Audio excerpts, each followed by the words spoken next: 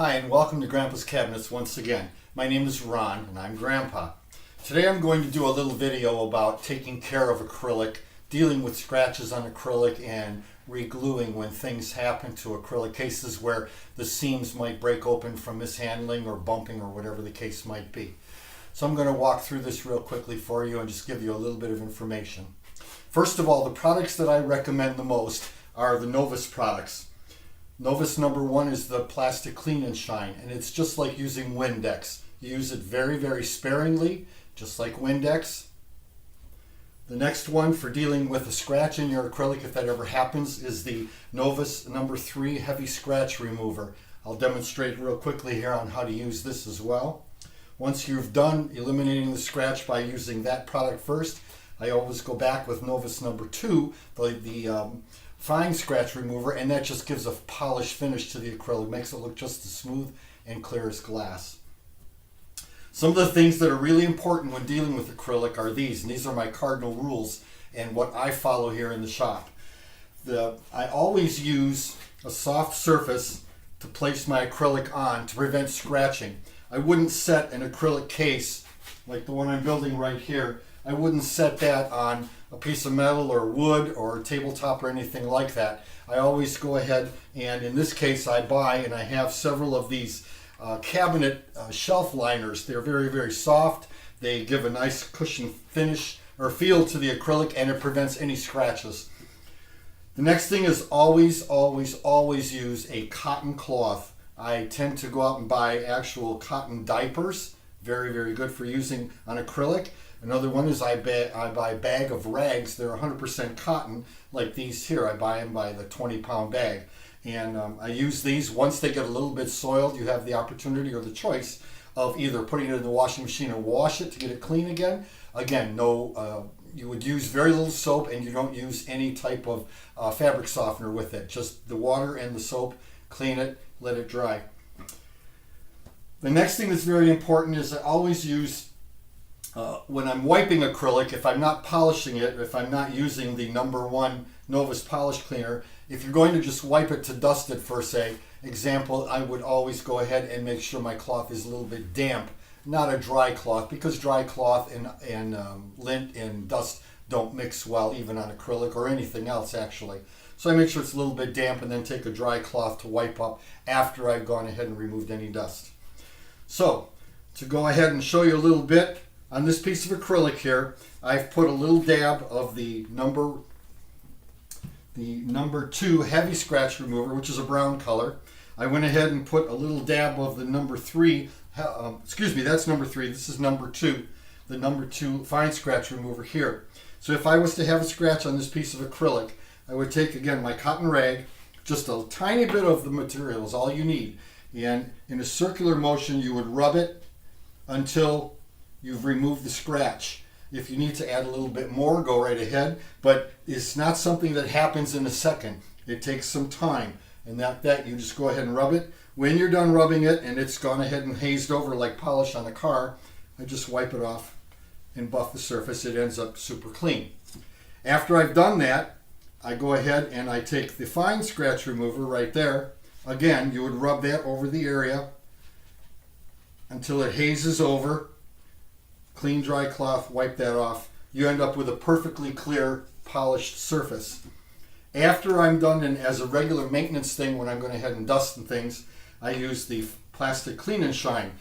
With this product, you use very, very little. You don't need a lot. I just literally give just a tiny squirt like that. Barely any. I don't know if you can see that, but there's very, very little of the liquid on there. And then, like you would do Windex, you just do a general wiping like this. I flip my rag over to give it a finished surface. Once I've done that, you end up with a perfectly clear, clean piece of acrylic. That's a general maintenance type thing, just some general maintenance type tips. Something else that can happen over time, when I glue up an acrylic case, like I've glued these 2 pieces together right here, I just did this for the sake of doing the video. If somebody were to bump one of these corners, which has happened to some people that have bought cases before, it breaks the seal on here, and it might open up and have it where it's loose. what I do, what I use in order to actually assemble cases and to repair cases, I use a Grip number 4 fast set acrylic glue. This glue is actually a liquid that's thinner than water. It's extremely thin, it's very flammable, and it evaporates extremely fast. I also use a syringe like this. This syringe, you can get syringes in the store for diabetes, things like that. You can go in and buy them. They're very, you just use it basically, I use it on here, and there's just a tiny bit of the liquid in there. And what you would do is, if this piece is welded on to this piece here. So the piece that is on the bottom, I would set down, I would put a little bit of weight on there, line it up, put a little bit of weight on it, and then take this and just very, very, very little at a time, just kind of run a bead of the liquid along that surface right like that. And then on the other side as well, I would run a bead of a little bit of the liquid right there. When you do that, you'll notice that it seeps right into the joint, all on its own. You don't want to put enough of the liquid so that it pools up around there, because if it does, it can cause some distortion and some discoloration in the actual acrylic. But if that were to happen, and it does happen from time to time, don't do anything to remove the puddle of liquid. Leave it alone, let it evaporate on its own. Don't try to soak it up, don't try to wipe it off, don't touch it. Just let it be. Once it's dried completely, and usually takes about 24 hours for this to totally cure and dry, then you take and you go in with the number 2 fine scratch remover, and you would go in with a little bit, go in there and polish that discoloration away. It'll come off, no problem, but the key is do not touch it. Once it's pooled there, leave it alone. It will be taken care of when it's dry. That's dealing with a mistake or an error or something that happens when it simply gets bumped. I don't know if there's anything else I can really talk about with acrylic. I find that acrylic works very, very well for display cases. I don't use glass. That's my personal preference. A lot of people do use glass. However, when I'm shipping cases all over the country and Canada, glass is very difficult to get there in one piece. And I don't have a real good way of gluing glass up to make a case where you don't see glue and gobs and things happening.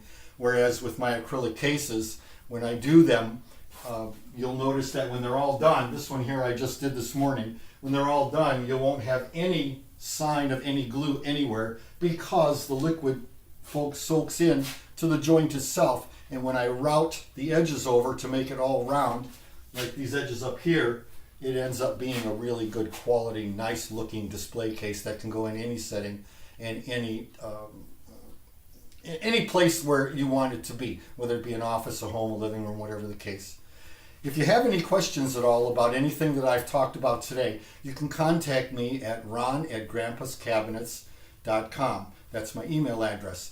And if you would like to take a look at some of the other videos I've made and get a little bit more information, go to my website, www.grandpascabinets.com. And on there, you'll be able to ask for a quote if you have a display case you're looking to have made.